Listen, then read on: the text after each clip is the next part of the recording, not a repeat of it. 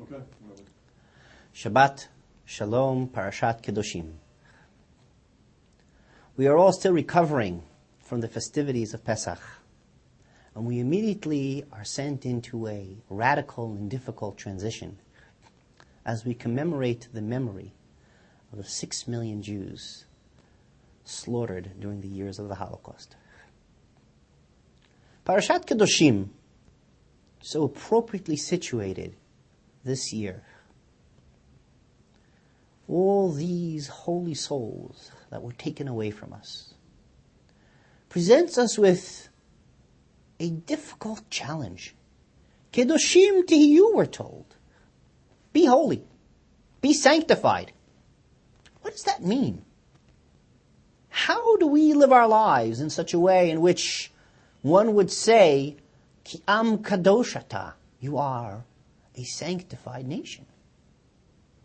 Curiously, the Torah starts this parsha with the words, Daber el kol adat b'nei Yisrael, ve'amarta alehem kedoshim tihiyu, sanctified you should be, because kadosh ani Hashem Elokeichem, I am your God and am sanctified. Tell us Chazal, Daber el kol adat b'nei Yisrael, it has to be said to all of the people of Israel, that this particular parsha had to be said behakel, with everyone gathered around. And why is that? Because most of the bodies of Torah are hinged upon this parsha. Most of the bodies of the Torah are hinged in this parsha? I remember growing up thinking that this is the parsha in which most of the mitzvahs are concentrated, until I noticed that there's a whopping total of 51 mitzvot in this parasha. There are many parashot that have more mitzvot in it. What is so unique about this parasha that required gathering everyone around?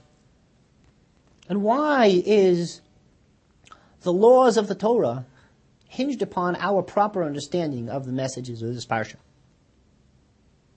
I'd like to start off by giving a drush.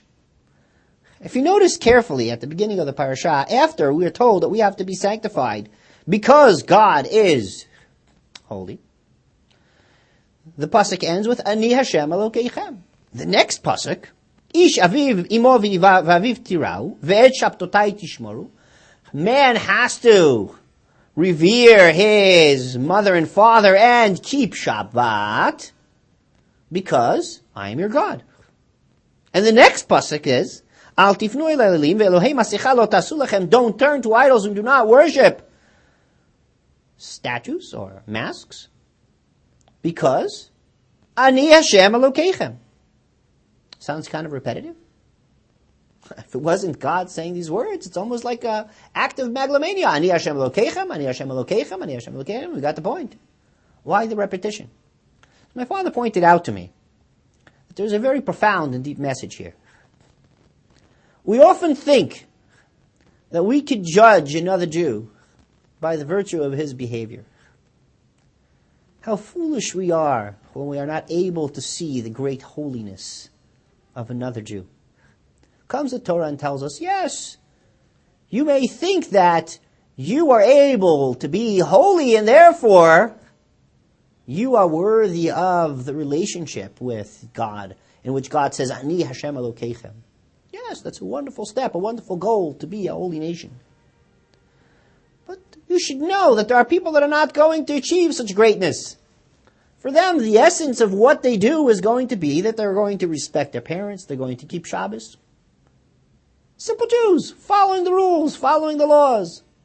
They don't have any high aspirations to reach spiritual heights. They don't live as holy beings. They don't consider themselves to be very righteous. Nonetheless, says Kadosh Baruch Hu, from my perspective, Ani Hashem Elokeichem. And you should know that even if one is so far removed, in which they don't know how to observe any of the laws, but they do understand one fundamental truth, and that is, you cannot turn to false idols. You cannot worship false gods. One has a true underpinning faith in the presiding of God over our world. God will embrace him and say, Ani Hashem Elokeichem. And you too should do the same. Shomer goy kadosh, shmor sherit am kadosh. Va'al yovad goy kadosh hameshalshim beshalosh kedushot lekadosh. The protector of a sanctified nation should continue to protect this sanctified people. And may this sanctified people not lost because they triple in front of God, kadosh, kadosh, kadosh. The Kuzari points out that any time a word is tripled like that, it means for all eternity, for the absolute, complete amount. Sanctity is not something that could clearly be measured. It's a state of mind. We are taught by Chazal that there are 3 prongs of sanctity that intersect with one another. We have the sanctity of man, which indeed, man is sacred, and there are different types of men. One may become holier by virtue of their behavior, and may be holy simply by virtue of his birthright, such as a Kohen has a higher level of Kedusha than a regular man. And a Kohen Gadol is even holier than that. Perhaps the word sanctified would be more appropriate in the context of that sentence. The second type of sanctification is the sanctification of place. Yes, indeed, Eretz Yisrael is sanctified more than all other lands throughout this planet. And within Eretz Yisrael, Yerushalayim is sanctified more than the rest of the land. And within Yerushalayim, Har Habayit is sanctified more than that, and Beit HaMikdash is sanctified more than that, and the Kodesh more than that, and Kodesh or Kodashim. Kadosh, Kadosh, Kadosh is where the ultimate sanctity is achieved in terms of place. The same applies to the principle of time. Time as well can be sanctified.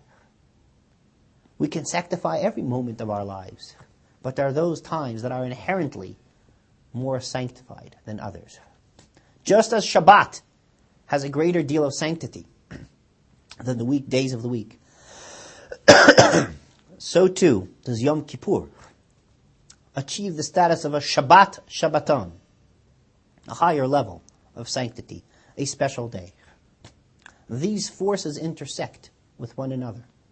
And just as on every single Shabbat we sanctify the time by sanctifying the place within which we live, and we elevate the sanctity of man, we may achieve the ultimate intersection of these 3 prongs on Yom Kippur. The process that we are introduced through in this parsha is to highlight to us that throughout our lifetime, in everything that we're doing, from the mundane to the most spiritual moments of our lives, we can achieve sanctity. The commandment of Kedoshim to you doesn't mean be holy all the time. It is ludicrous. In fact, there are many times in which we have to become tameh. It is a requirement at times to be tameh. Just as we learned several weeks ago, at the great moment in which a woman brings a new life into this world. But yet, our objective is to seek out holiness. One is not required to live Shabbos for 7 days a week. In fact, one is prohibited from doing so. If one did not have 6 days of work, one could not properly celebrate Shabbos. Sheshet Yemei HaMaaseh are an integral part of the celebration of Shabbat. Our great task is to find the sanctity within the whole, to elevate every experience that we have and do to an aspect of sanctity. You know how we become Kedoshim? Do you know how we achieve sanctity? By the simple act of tying our shoes. What do I mean? A particular, peculiar law that relates to the procedures of our dress code in the morning. I remember as a child mocking the comment in which we have a process by which we have to tie our shoes. You have to put in your right foot first, then you have to put in your left foot. Then you have to tie the left shoe, and then you have to tie the right shoe. Oh, come on, what difference does it make? Does God really care how we tie our shoes? Indeed He does. What Chazal were trying to teach us is that even with something simple and mundane as tying one's shoes, something totally unimportant that is a necessary part of getting your act together to start off your day, there is a way to do it, the Jewish way. There's a way to do it in such a way that it enhances and brings sanctity to your life. What is supposed to happen to you mentally when you tie your shoes is saying, I'm starting off my day as a Jew, celebrating my ability to serve God. May I hope that everywhere I walk today, I walk with a sense of majesty, with a sense of holiness, with a sense of purpose. Kadosh, Kadosh, Kadosh. May we celebrate the holiness of our people, and may we find holiness in every aspect of our lives. And by living our lives with a sense of goal of holiness, we would achieve Kedoshim tihiyu laHashem Elokechem.